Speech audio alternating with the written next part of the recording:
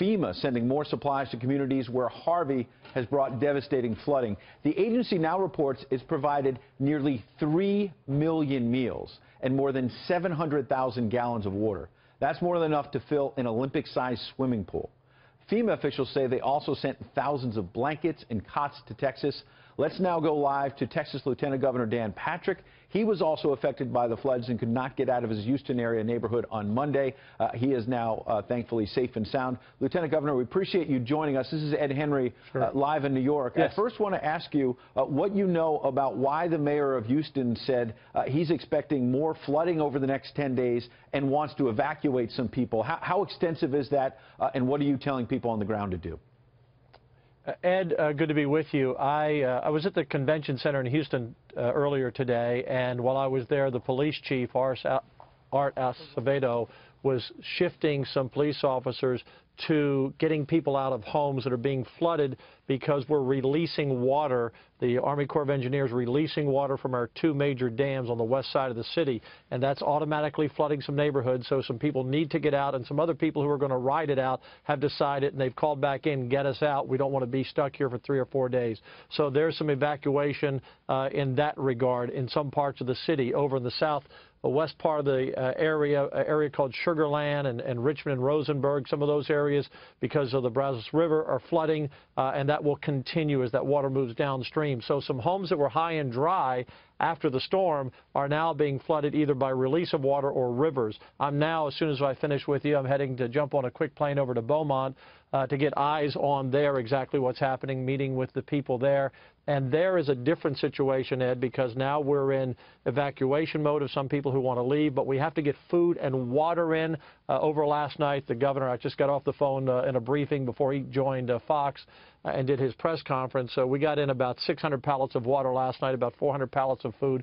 This is a massive organization, and they are doing a terrific job. The federal partners, the state partners, and all of our states assisting us. We now have over 40 states, and all 50 offered. We have over 40 states that have assets here, as Peter Ducey just talked about, some of the Air Guard. So, Ed, this is a massive operation. Just let me put this in perspective before the next question. This storm started in Rockport, a wind-damaged storm, where I was over in Port Lavaca and Victoria the other day, and then it moved to Houston, flood, and now it's moved to Beaumont, flood. That would be like a hurricane hitting New York City, flooding Boston, and now flooding Maine. That's how big of an area we're talking about from one storm. It has been remarkable. It seems like the response has been remarkable as well, both from state and federal officials, local officials, but also, as you say, perhaps most importantly, people all around this great nation pitching in and helping. I want to apologize in advance if we have to leave in a couple of moments. We've been watching the White House. Sarah Sanders is not at the podium yet. We also want to hear more from President Trump's staff. But while we have you, Lieutenant Governor, we're thankful for this time. We keep hearing on all of our social media platforms people wanting to help even more. But I remember those pictures from after Hurricane Katrina. In addition to the devastation, sometimes if too much aid just floods in, bottles of water, and you can't get it to the right places, it can be wasted. What can people do? What do you need right now? Well, right now, and by the way, when you talked about the help from the other states, it's so appreciated and needed. But our own Texans, Ed, the volunteerism is unbelievable. It's just unbelievable what people are doing. We probably have more than, between state, federal, and local volunteers, we have more than 1,000 boats on the water. And now they're moving to Beaumont to help folks. We have people out in high-wheeled vehicles helping folks get out. So if people want to help, the best thing right now is for money to go to redcross.org, go to Samaritan's Purse or another organization that is helping directly in the flooding. Some people don't have money. We understand that. Prayers are always above money.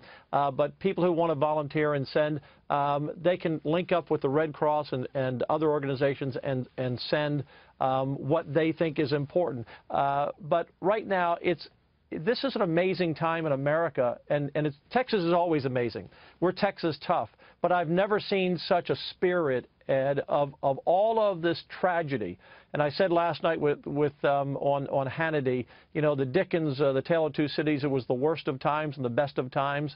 That's where we are today. This is the worst of times. People have lost everything they own. We will be years in rebuilding.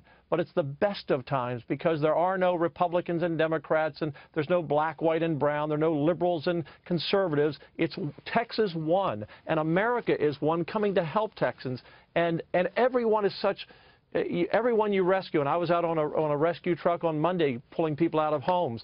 They're just grateful to be alive, and we've lost tragically about 36 or more people.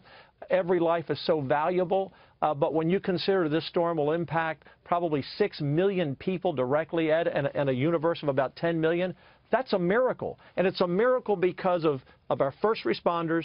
It's a miracle because of our cooperation with the federal government getting here early. But it's a miracle because of people helping people. And as I think Peter Ducey said about the using the internet or the phone Google to find Maps, directions for a pilot, social media has saved I don't know how many lives, but I'll give an example. I was working with a rescue team on their own. They had a big Army truck, an old Army truck, and they were going on Facebook saying, if you need help in this 5 or 6 square miles of where they were located, we'll come get you as long as you have someone to get you. And so social media has really helped Lieutenant Governor, saving lives. Remarkable stories. We appreciate that very much.